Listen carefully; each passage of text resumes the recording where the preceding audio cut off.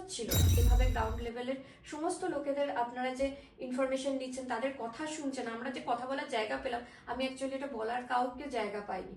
এই জায়গাটা যে পেয়েছি তার জন্য অসংখ্য ধন্যবাদ। এই যে প্রতিদিন যে চাপটা, এটা নেওয়াটা সম্ভব নয়, একেবারেই সম্ভব নয়।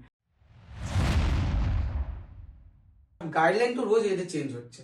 একটা গাইডলাইন আমাদেরকে ফার্স্ট ট্রেনিং এ বলে দেওয়া হতো যে এই গাইডলাইন অনুযায়ী আপনাদেরকে কাজ করতে হবে, কিন্তু সেরকম তো নয়। বলতে গেলে আমরা যে দেশের নাগরিক, যে দেশের গণতন্ত্র বিশ্বের মধ্যে সর্ববৃহৎ, সেই দেশের গণতন্ত্র রক্ষার জন্য যে স্বাধীন সত্তা দেয়া রয়েছে কর্তৃপক্ষ নির্বাচন কমিশনকে, সেই নির্বাচন কমিশন যখন আমাদের উপর দায়িত্ব চাপিয়ে দিচ্ছে, তখন তারা একবারও ভাবছে না যে এখানে শিক্ষা কতটা ব্যাহত হবে। স্কুল আওয়ার্সে স্কুল করে তারপরে এই বিএলও ডিউটি করে, এটা কার্যত অসম্ভব।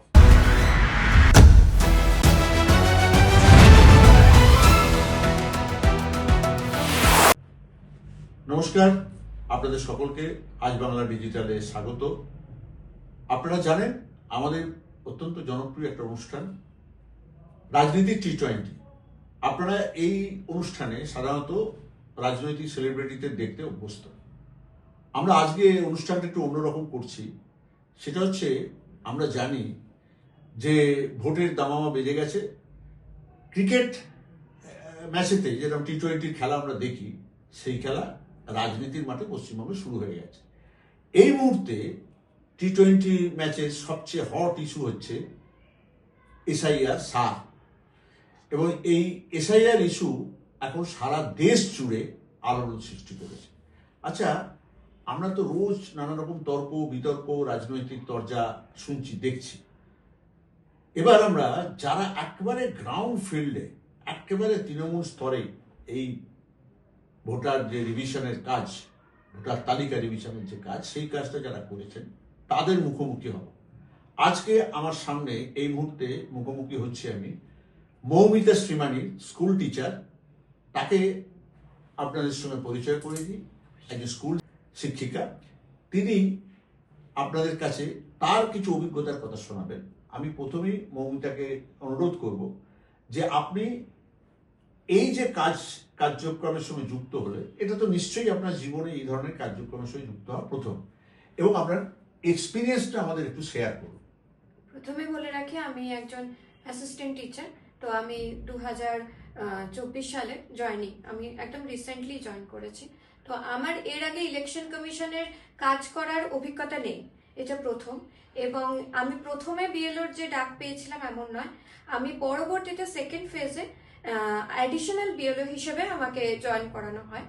তো এবার যেটা ব্যাপার সেটা হচ্ছে যে পুরো ব্যাপারটাতে এমন কিছু যে বিরাট সমস্যা আছে, বিশেষ করে আমাদের এজের লোকেদের, তার কারণ আমরা ডিজিটাল যুগের মানুষ। তো আমাদের ডিজিটালাইজেশনে প্রবলেম আমাদের নেই সত্যি কথা বলতে, কিন্তু আমাদের যে প্রবলেমটা ফেস করতে হয়েছে সেটা হচ্ছে একটা মিসম্যানেজমেন্টের, যার জন্য আমরা একটা ভীষণ সমস্যার, সাধারণ কাজের জন্য একটা ভীষণ সমস্যার সম্মুখীন হয়েছি।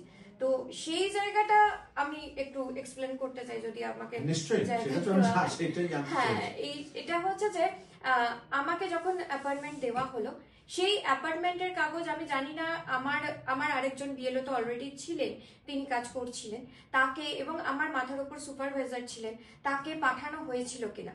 আমি যখন ফিল্ডে যাই, আমাকে বারবার করে এসডি অফিস থেকে বলা হয় ফিল্ডে চলে যান, কাজ করতে আরম্ভ করুন।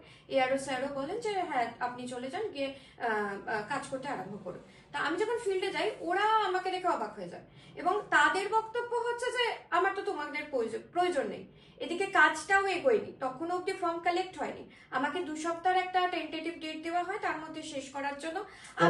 কতজন ভোটারের কাজ আপনাকে দেওয়া হয়েছিল? হ্যাঁ, প্রথমে বলা হয়েছিল 1390 বা এরকম টাইপের ভোটার ওখানে রয়েছে, সেটা আমি কাগজ কলমে দেখেছিলাম। তারপর বেশ কিছু ডিলিটেড ছিল, বেশ কিছু ডেট ছিলেন, এবং তারপরে তো শিফটিং ডেট এই সমস্ত থেকে সেটা আমাদের মোটামুটি দাঁড়ালো হচ্ছে যে 1200 95-85 এরকম একটা কাজটা ডিজিটালাইজেশন হবে, বাকিদের হচ্ছে শিফটিং ডেট, এগুলো নিয়ে তো জানেন এগুলো আলাদা করে করতে হয়, তো ওগুলো পরের ফেজে ছিল। 28 তারিখের মধ্যে আমাদের মেন কাজটা করে নেওয়ার দরকার ছিল। এবার এইটার যে প্রবলেমটা ফেস করি, এসডি অফিস থেকে যেদিন আমাদের টোটাল ট্রেনিং হয় বা সবকিছু হয়, সেখানে আমার ঊর্ধ্বতন কর্তৃপক্ষ বা আমার আরেকজন যে সহকর্মী অলরেডি বিএলও রয়েছেন তাদেরকে ডাকা হয় না।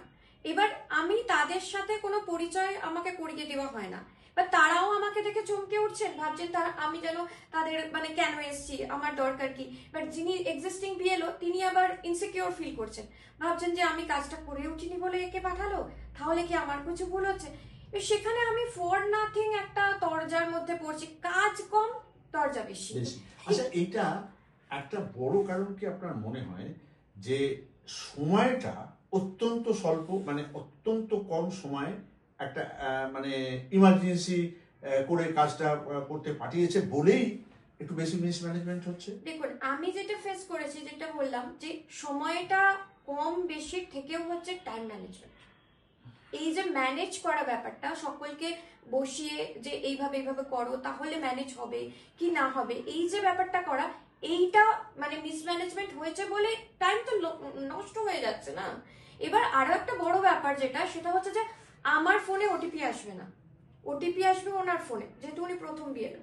এইবার আমি ওটিপি পাচ্ছি না, মানে একবার করে তো অ্যাপটা মোটেই নট সো গুড, মানে অ্যাপে অল টাইম মানে কাজ করা যায় না, সারা দিনে ঘুরতে থাকে, লিংক হচ্ছে না, নানা প্রবলেম, অ্যাপে রাত্রিবেলা ছাড়া কাজ করা যাচ্ছে না। আমাদের সঙ্গে যিনি কথা বলছেন মৌমিতা, তার আর একটা মানে পরিচয়টা দিয়ে রাখি যে উত্তরপাড়া সার্কেলের একটি প্রাইমারি স্কুলের উনি অ্যাসিস্ট্যান্ট টিচার। তো ওনার এই যে অভিজ্ঞতা, সেই অভিজ্ঞতাটা মানে আমরা যারা দূর থেকে সব জিনিসগুলো দেখেছি, আমার তো মনে হয় যে তারা ঠিক ব্যাপারটা সেইভাবে অনুধাবন করতে পারেনি। উনি এই পর্যন্ত যেভাবে আমাদের স্পষ্ট কথায় খুব সুন্দরভাবে বুঝিয়ে দিলেন, তাতে বোঝা যাচ্ছে যে ওনার একটা সাংস্কৃতিক জগতেরও যোগাযোগ আছে। উনি জগন্নাথ বসু, বিখ্যাত মানুষ, আমরা সবাই তাকে চিনি, তার স্কুলিং করা মহিলা উনি। যাই হোক, আমি জানতে চাইছি যে এবার জিনিসটাকে শেষ করলেন কি করে? এই যে সমস্যার মধ্যে আপনি ছিলেন, সেই সমস্যাটা এখন তো ধরুন সময় শেষ হয়ে এসছে, সেইটা আমাদের একটু শোনা। এখন সময়ও শেষ হয়ে এসছে, আমার কাজও শেষ। আমাদের কিন্তু কাজ মানে সম্পূর্ণ শেষ করে দিচ্ছি, তার কারণে আমি এমন একটা মানুষ যে আমি চাই যে সময়ের আগে কাজটা শেষ করব, তার জন্য আরো টেনশন আমার হয় আর কি। তো ওই সিচুয়েশনটাতে আমি নিজে মাথা নত করি, এবং যা বলা হয় যে তুমি শুধু এই ফর্মে ডিজিটালাইজ করবে, তুমি এলাকায় বেরোবে না, তুমি মানুষের সাথে কথা বলবে না, ওনারা একটা প্রবলেমের মধ্যে পড়ে।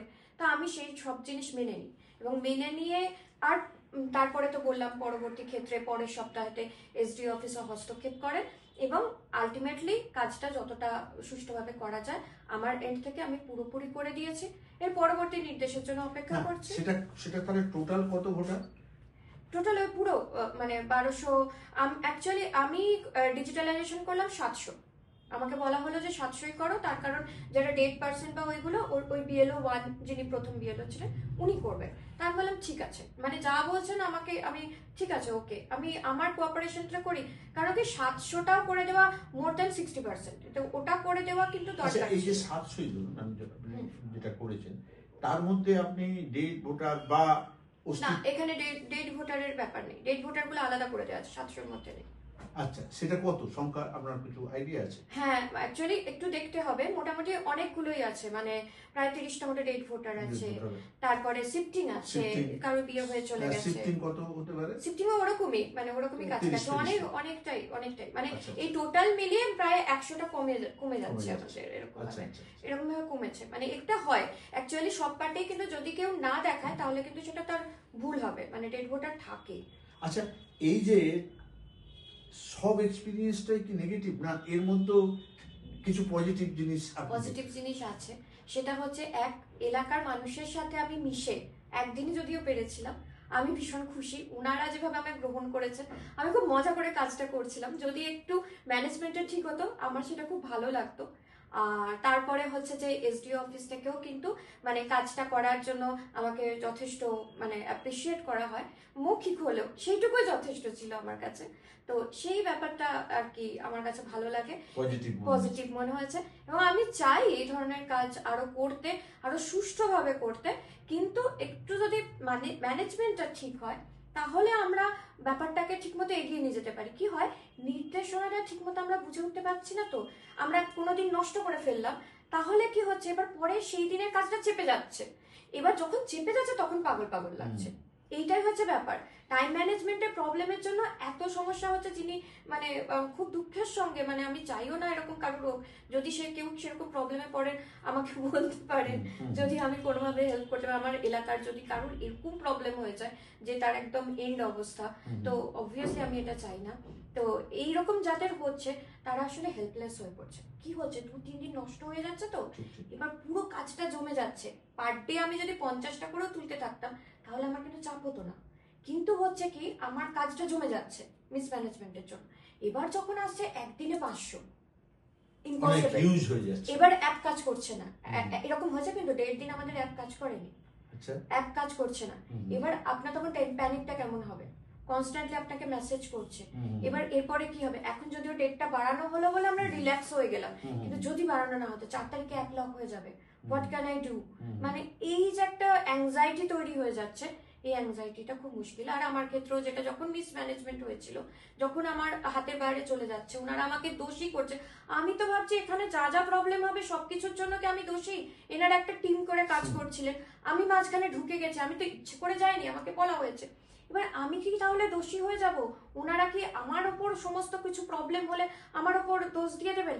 আমিও ওনাদের ভুল বুঝছি, ওনারাও আমাদের ভুল বুঝছেন, আর পুরো ব্যাপারটা ম্যাচ হয়ে গিয়ে একটা মানসিক প্রেশার মারাত্মক, যেটার কোনো দরকার অ্যাসাচ ছিল না। সেই যে কথাটা তখন প্রশ্ন আপনাকে করেছিলাম, যে একটা মানসিক প্রচন্ড প্রেশার, যেহেতু পুরো ব্যাপারটা মিসম্যানেজ হয়ে যাচ্ছে, তো অ্যাংজাইটি তৈরি হচ্ছে।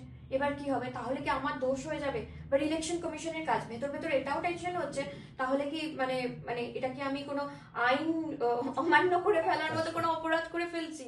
এটা আরো টেনশন হচ্ছে যে আমার তাহলে কি সাজা হতে পারে, মানে ওনারা কোনো দোষ করলে সেটা আমার উপর চলে আসবে কিনা, এবার কি হবে? কেন কি সাজা যদি জানাও থাকে যে না ঠিক আছে এটা করলে এটা হবে, সেটা তো আমরা জানি না। অ্যাংজাইটি হচ্ছে কত দূর অব্দি যাবো। আমরা একটা সরকারি চাকরি করতেছে, সাধারণ, খুব মানে খুবই সাধারণ, আমরা একটা মধ্যবিত্ত লোক, এবার সেখানে একটা জায়গায় ফেসে গেলে আমরা কি করে বেরোবো, কে পাশে থাকবে, এই একটা আমাদের টেনশন। অসংখ্য ধন্যবাদ আপনাকে। আপনারা রাজনীতি T20 অনুষ্ঠান শুনছেন। নমস্কার, আমার তরফ থেকেও আপনাকেও ধন্যবাদ, আমাকে ডাকার জন্য। এই চ্যানেলকে অসংখ্য ধন্যবাদ। আর চ্যানেল আরো এগিয়ে যাক, এইভাবে গ্রাউন্ড লেভেলের সমস্ত লোকেদের আপনারা যে ইনফরমেশন দিচ্ছেন, তাদের কথা শুনছেন, আমরা যে কথা বলার জায়গা পেলাম, আমি অ্যাকচুয়ালি এটা বলার কাউকে জায়গা পাইনি, এই জায়গাটা যে পেয়েছি তার জন্য অসংখ্য ধন্যবাদ।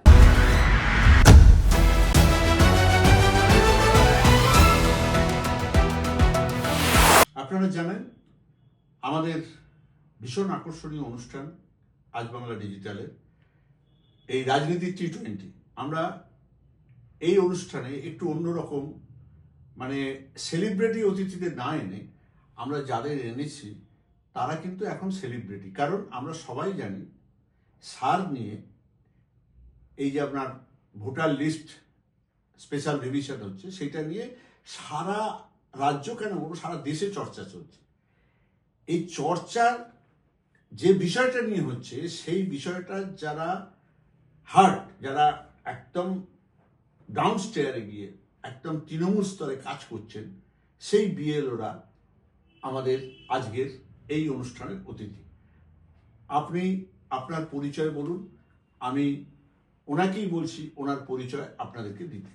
নমস্কার, আমার নাম হচ্ছে অনির্বাণ দাস, আমি 170 হাওড়া নর্থে পার্ট নম্বর 216 বিএলও।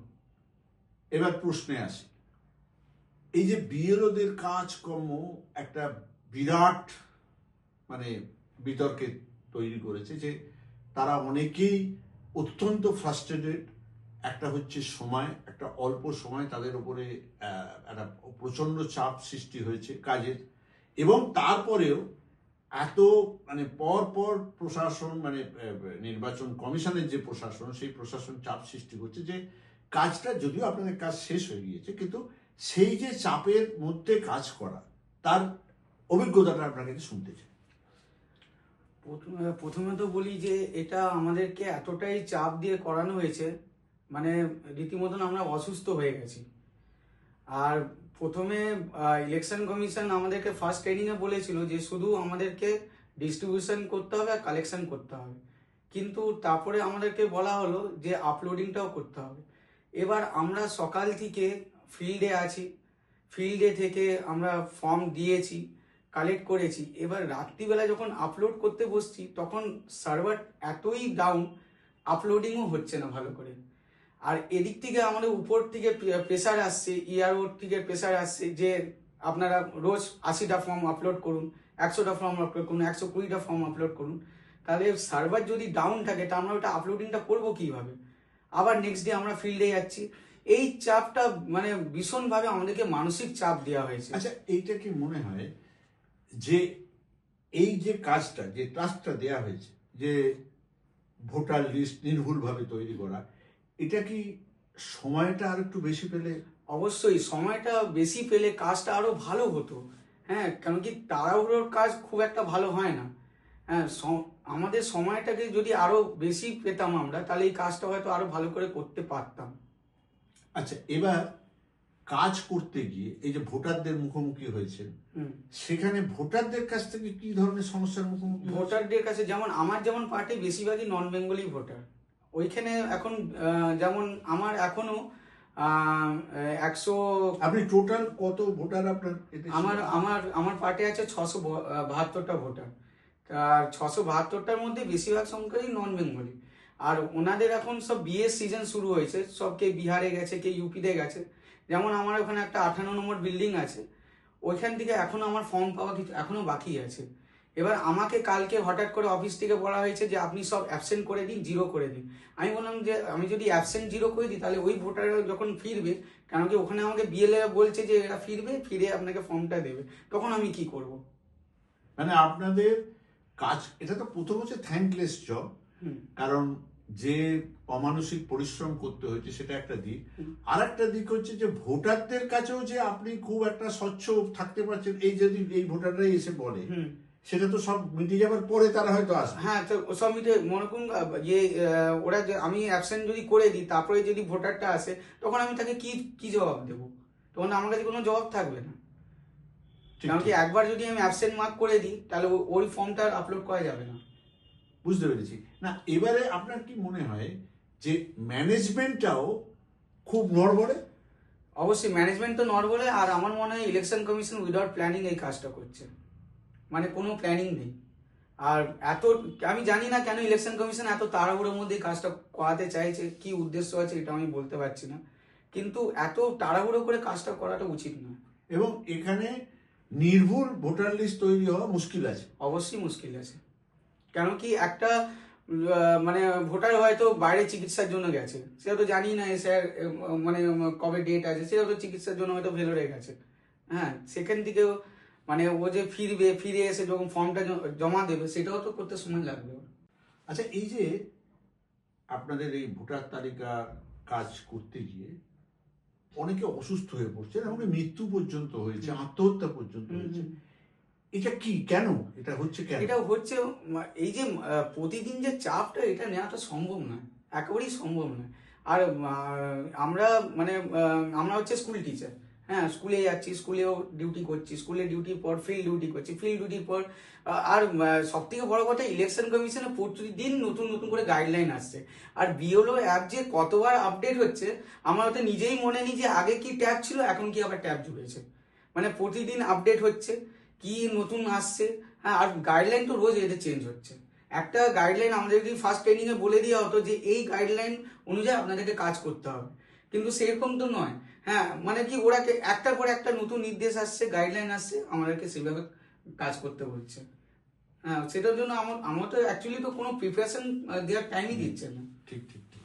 আপনাকে ধন্যবাদ, আপনার এই আমাদের চ্যানেলে এসে এরকম খোলাখুলি আপনার সমস্যা, ভোটারদের সমস্যা বলার জন্য। ভালো থাকবেন। নমস্কার। আজকে রাজনীতি T20 অনুষ্ঠানে আপনারা একটু অন্যরকম স্বাদ পাচ্ছেন আশা করি। তার কারণ হচ্ছে আমরা রাজনীতির T20 অনুষ্ঠানে সাধারণত নামী রাজনীতিবিদদের বসাই। আজকে যারা এসছেন তারা রাজনীতির সঙ্গে যুক্ত নন, কিন্তু রাজনীতি যেটা নিয়ে সবচেয়ে বেশি হয় আমাদের দেশে সেটা ভোট, এবং সেই ভোটের হচ্ছে আসল জিনিস হচ্ছে ভোটার তালিকা। সেই ভোটার তালিকা নতুন করে যে তৈরি হচ্ছে আপনারা জানেন, সারা দেশ জুড়ে নানা রকম কন্ট্রোভার্সি হচ্ছে। আজকে আমরা আপনাদের সামনে হাজির করেছি যারা একদম তৃণমূল স্তরে ডাউন স্টেয়ারে এই ভোট তালিকা তৈরির কাজটা করছে, সেই বিএলওরা। এখন যিনি বিএলও হিসেবে আমার কাছে আমাদের এই সামনে এসে উপস্থিত হয়েছে, তিনি নিজের পরিচয় আপনাদের দেবেন, দিয়ে তারপরে আমি আলোচনা শুরু করব। প্লিজ আপনি আপনার পরিচয়টা দিন। আমি হাওড়া জেলার অন্তর্গত একটি প্রাথমিক বিদ্যালয়ের প্রধান শিক্ষিকা, আর আমি বর্তমানে 170 উত্তর হাওড়া বিধানসভা ক্ষেত্রের 135 নম্বর বুথের বিএলওর কাজ করছি। আপনি ম্যাডাম একটা স্কুলের প্রধান শিক্ষিকা, 1 মাস প্রায় হয়ে গেল যে এই ভোটার তালিকা নিয়ে আপনি বিএলওর কাজ করছেন। আচ্ছা, এই যে 1 মাস আপনি একটা স্কুলের হেডমিস্ট্রেস, এই 1 মাস আপনার স্কুলের পঠন পাঠনের অবস্থাটা কি? এই বিষয়েই আমাদের বিএলওদের ক্ষোভ। যখন প্রথম আমাকে ডিএম অফিস থেকে ফোন করা হয় যে বিএলওর দায়িত্ব নিয়ে কাজ করতে হবে, আমি সেই ব্যক্তিকে জানিয়েছিলাম যে আমার স্কুলে আমি হেড টিচার আর একটি মাত্র অ্যাসিস্ট্যান্ট টিচার আছেন, তিনি অলরেডি বিএলওর দায়িত্বে রয়েছেন, এবং আমাকেও যদি বিএলওর দায়িত্ব গ্রহণ করতে হয় তাহলে স্কুলে তালা দিতে হবে, তাহলে পঠন পাঠনের কি হবে? কিন্তু তিনি কোনো রকম কর্ণপাত করেননি। উল্টে ওপার থেকে হুমকির সুরে আমাকে বলা হয়েছে এটা ডিআই বুঝবেন, ওখান থেকে নাম এসেছে, আপনাকে দায়িত্ব গ্রহণ করতে হবে। এইখান থেকেই আমাদের বিএলওদের ক্ষোভ।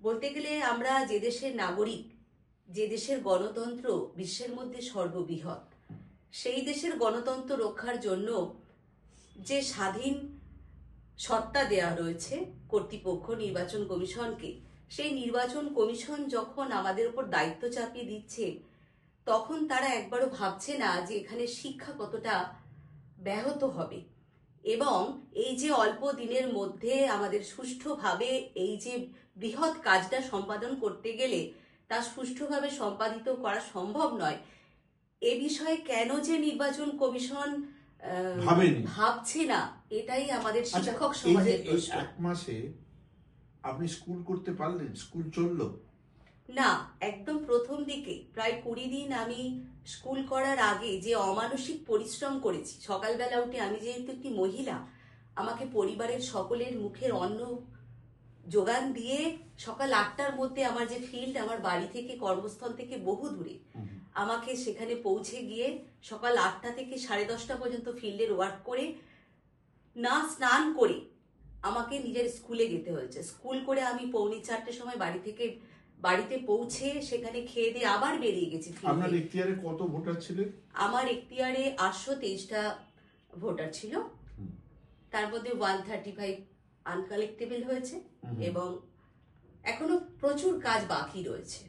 এই যে আনকালেক্টেবল যেগুলো বলছেন 135, হ্যাঁ, তাদের কি মানে তারা আছেন, জীবিত আছেন, তাদেরকে পাওয়া যায়নি এরকম কিছু? এই প্রসঙ্গে বলি, অনেকেই পাওয়া যায়নি, এলাকার লোক বলেছে যে তারা হয় শিফটেড হয়ে গেছে অন্যত্র, কিন্তু কিছু ক্ষেত্রে আমি নিজে তাদের এনুমারেশন ফর্ম দিয়ে এসেছিলাম, সেই ফর্মগুলো তারা কেউ দেশের বাড়িতে নিয়ে গেছে তাদের তথ্য নথি দেখে সেই ফিল আপ করার জন্য, কিন্তু তাদের ফিরে আসার কথা।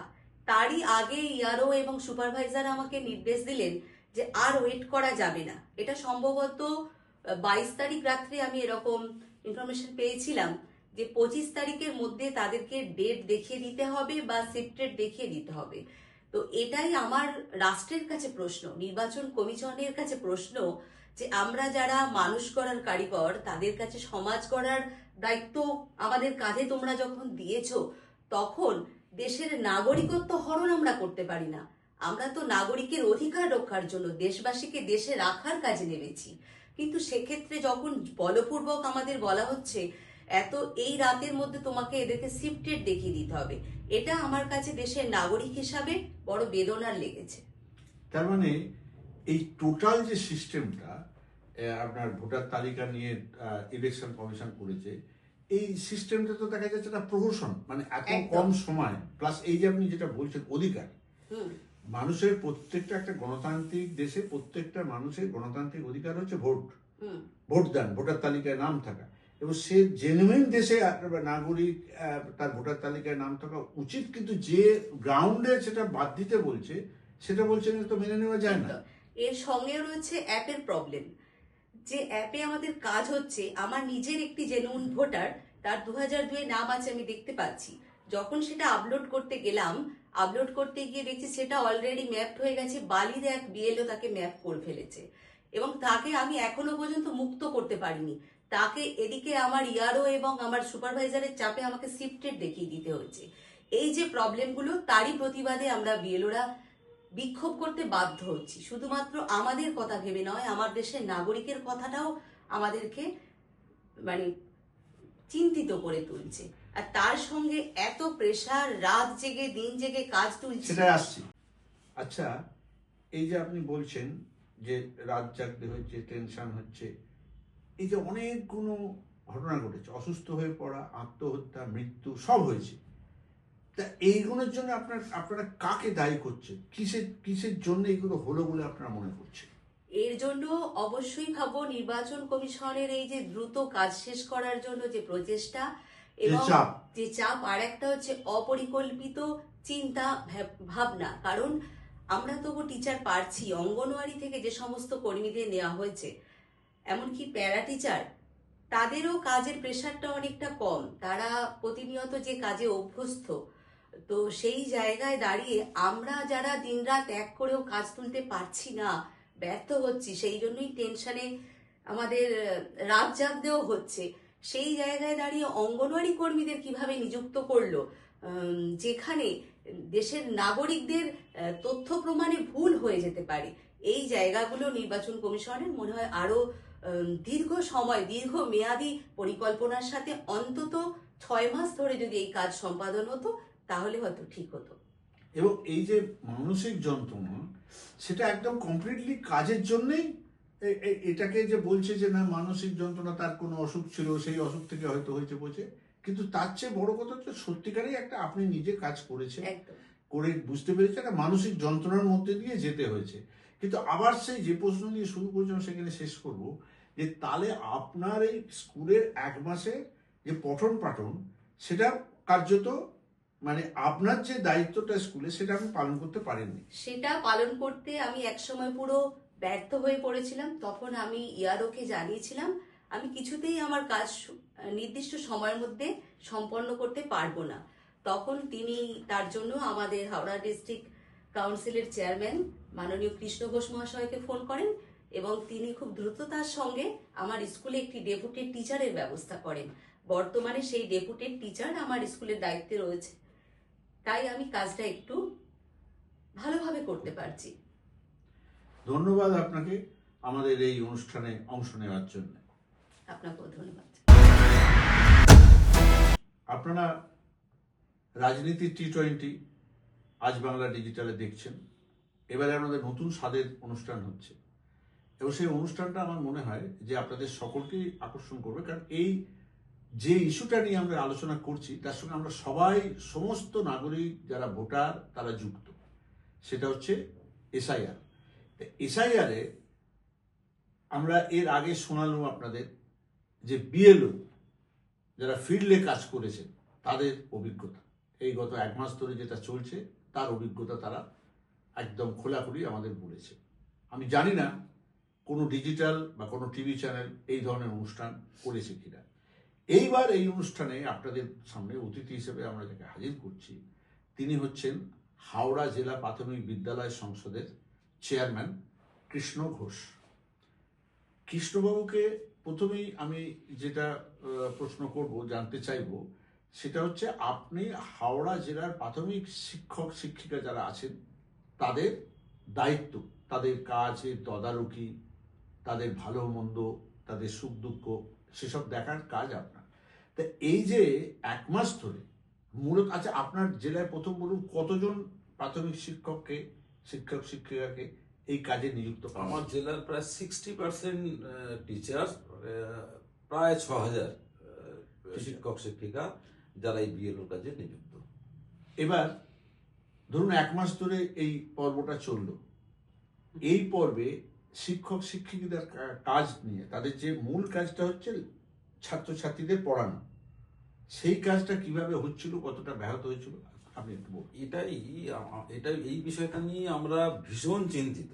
কারণ আমাদের এই যে সেপ্টেম্বর থেকে ডিসেম্বর পর্যন্ত হলো ফাইনাল টার্ম, এবং এই ডিসেম্বরে ফাইনাল টার্ম এক্সাম হয়, বাচ্চারা প্রমোশন পেয়ে নতুন ক্লাসে ওঠে।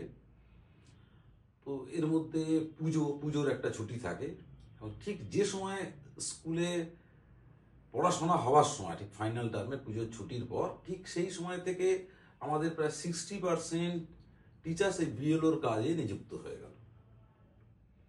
এবং এটা এত বিশাল পরিমাণের কাজ, এই কাজ সামলে তারা যে স্কুলে পড়াশোনা করায় বাচ্চাদের, আমরা এটা আশা করতেও পারি না। এবং সবচেয়ে বড় কথা, আমার জেলার প্রায় 100 স্কুলের সমস্ত শিক্ষককে ডিউটি দেওয়া হয়েছে, বিএলও ডিউটি। মানে স্কুলটা যে খুলবে, বাচ্চারা আসবে, তাদের মিড ডে মিলটা সার্ভ করবে, পড়াশোনা তো অনেক দূরের কথা, তাদের যে মিড ডে মিলটা সার্ভ করা হবে সেটাই খুব চিন্তার। আমরা এই অন্য কোনো স্কুল থেকে কোন একটা টিচার তুলে স্কুলটাকে খোলা, এই ব্যবস্থা করেছি, এবং নির্বাচন কমিশন আমাদের সঙ্গে কোনো আলোচনা করেনি। এবং এই যে তাহলে 1 মাসে এই যে আপনি বলছেন মিড ডে মিল পর্যন্ত সার্ভ করার সমস্যা ছিল না, সার্ভ করা যায়নি। আমরা এটা কোন রকমের সামাল দিয়েছি। এই কোন স্কুল থেকে একটা টিচারকে টেম্পোরারিলি অন্য স্কুলে শিফট করিয়ে, যাতে স্কুলে বাচ্চাদের অন্তত মিড ডে মিলটা বন্ধ না হয়। আমরা হেল্পলেস, এই যে পড়াশোনা হচ্ছে না এই 1 মাস ধরে, কোনো এবং এটা স্কুলে পরীক্ষা পড়াশোনা হচ্ছে না। যখন দরজায় কড়া নাড়ছে, হ্যাঁ, আমাদের অ্যানুয়াল এক্সামিন যখন দরজায় কড়া নাড়ছে স্কুলগুলো, একদম। তখন এই পরিস্থিতি। আচ্ছা, এই যে শিক্ষক শিক্ষিকা যারা এইতে নিযুক্ত হয়েছিলেন, আপনার আন্ডারে তো 6,000 টিচারই আছেন, তো এবার তাদের কাছ থেকে কি ধরনের সমস্যার কথা আপনাকে শুনতে হচ্ছিল এই ভোটার তালিকা তৈরি নিয়ে? এইটা নিয়ে বলতে গেলে প্রথমেই আসি, একদম এই কাজ শুরু হওয়ার আগে আমাদের বেশ কিছু শিক্ষক যারা বিএলও ডিউটি পেয়েছিল, তারা কলকাতা হাইকোর্টে জাস্টিস অমৃতা সিনহার বেঞ্চে একটা মামলা করেছিল যে এইরকম একটা এত বিশাল কাজের বোঝা যদি আমাদের ওপর চাপিয়ে দেওয়া হয়, তাহলে আমরা স্কুলে বাচ্চাদের পড়াবো কি করে। সেখানে নির্বাচন কমিশন বলেছিল যে এই কাজ টিচাররা স্কুলে পড়াশোনা করাবে, যেমন করায়, যে আওয়ারে থাকে তার বাইরে করাবে। স্বাভাবিকভাবেই সেই মামলায় টিচাররা হেরে যায়, এবং জাস্টিস অমিতা সিনহাও তার অর্ডারে এটা বলেছিল যে শিক্ষকরা তাদের শিক্ষকতার কাজ করে বাড়তি সময় এই কাজটা করবে, এরকম একটা কাজ। এটা ঠিক এই জায়গাটায় যদি শিক্ষকরা স্কুল আওয়ার্সে স্কুল করে তারপরে এই বিএলও ডিউটি করে, এটা কার্যত অসম্ভব, ইম্পসিবল, ইমপ্র্যাকটিক্যাল কথা, একদম ইমপ্র্যাকটিক্যাল কথা। স্বাভাবিকভাবে নির্বাচন কমিশন কিন্তু ওদের কোনো অন ডিউটি ইস্যু করেনি, এবং বারবার আমাদের উপর চাপ দিচ্ছে যে আপনারা দেখুন। এবং আমরা জানি টিচাররা তো আমাদেরই টিচার, চোখের সামনে আমরা দেখছি প্রায় 33 জন বিএলও, তারা কেউ আত্মহত্যা করেছে, কেউ অসুস্থ হয়ে হার্ট অ্যাটাক হয়ে মারা গেছে। এবং এই আগামী 2 দিন আমার জেলায় আমি নিজে হসপিটালে দেখেছি 2 জন বিএলও কিভাবে অসুস্থ হয়ে পড়েছে। স্বাভাবিকভাবে যেহেতু টিচাররা আমাদের, আমরাও চাই না যে জোর করে তাদের স্কুলে আটকে রাখা, তারপরে এই কাজ করতে পারছে না, ইয়ারোর প্রেশার, এইভাবে অসুস্থ হয়ে যাক। স্বাভাবিকভাবে আমরা অনেকটা হাল ছেড়ে দিয়েছি। আমরা বলেছি যে যেরকম কাজ দরকার অন্তত স্কুলে আসুক না আসুক, আমরা এটা দেখছি না। কারণ আমরা চাই আমরা যেন আর কোনো বিএলওকে না হারাই, মানে যে অসুস্থ হয়ে পড়ছে, মৃত্যু হচ্ছে সেটা। আচ্ছা, আর একটা জিনিস হচ্ছে, এই যে আপনি তো দেখলেন 1 মাস ধরে আপনারা নিবিড় ভাবে এই কাজটার সঙ্গে যুক্ত ছিলেন, এবং যারা যুক্ত ছিলেন তাদের সঙ্গেও আপনাদের দৈনন্দিন যোগাযোগ ছিল। এইভাবে কাজটা মানে নির্ভুল ভোটার তালিকা কি তৈরি হওয়ার কোনো সম্ভাবনা আছে? একেবারেই সম্ভব নেই। 2002 সালে ওই স্পেশাল ইন্টেন্সিভ রিভিশন ওয়ার্ক হয়েছিল 2 বছর। সেই 2 বছরের কাজটা আমি 2 মাসে শেষ করতে চাই। একটা বিশেষ উদ্দেশ্য নিয়ে এটা করা। এই ভোটার লিস্ট, এই লোকসভা ইলেকশন হয়েছে, বিধানসভায় নির্বাচন এই লিস্টে হতে পারত। সুতরাং একটা কোনো বিশেষ উদ্দেশ্য আছে। মানে এটা যদি আরেকটু সময় নিয়ে করা যেত তাহলে হয়তো অনেক মানুষের অনেক মধ্যে ভালোভাবে এটা করা যেত। বিশ্বাসযোগ্যতা এবং থাকতো। শুধু তাই নয়, তাতে আমাদের স্কুলের এই যে পড়াশোনার দিকটা, হ্যাঁ। যেটা নিয়ে না কেন্দ্রীয় সরকার ভাবছে, না নির্বাচন কমিশন ভাবছে, পড়াশোনা গোল্লায় যাক, আমার উদ্দেশ্য সফল হোক, তাতে পড়াশোনাটাও স্বাভাবিক থাকতো। এবং একটা অনেক দিন ধরে, একটা লং পিরিয়ড ধরে যদি এই কাজটা যেমন নির্ভুলভাবে হতো, এবং তাদের উপর এই চাপটাও, মানসিক চাপটাও তৈরি হতো না। অসংখ্য ধন্যবাদ আপনাকে। আজকের আজ বাংলা ডিজিটালের T20 রাজনীতির T20 অনুষ্ঠানের একদম অন্যরকম ইস্যু নিয়ে এসেছি। আশা করি এই অনুষ্ঠান দেখতে আপনাদের ভালো লাগবে। দেখতে ভুলবেন না, শনিবার রাত 8টা থেকে 9টা এই অনুষ্ঠান দেখানো হবে।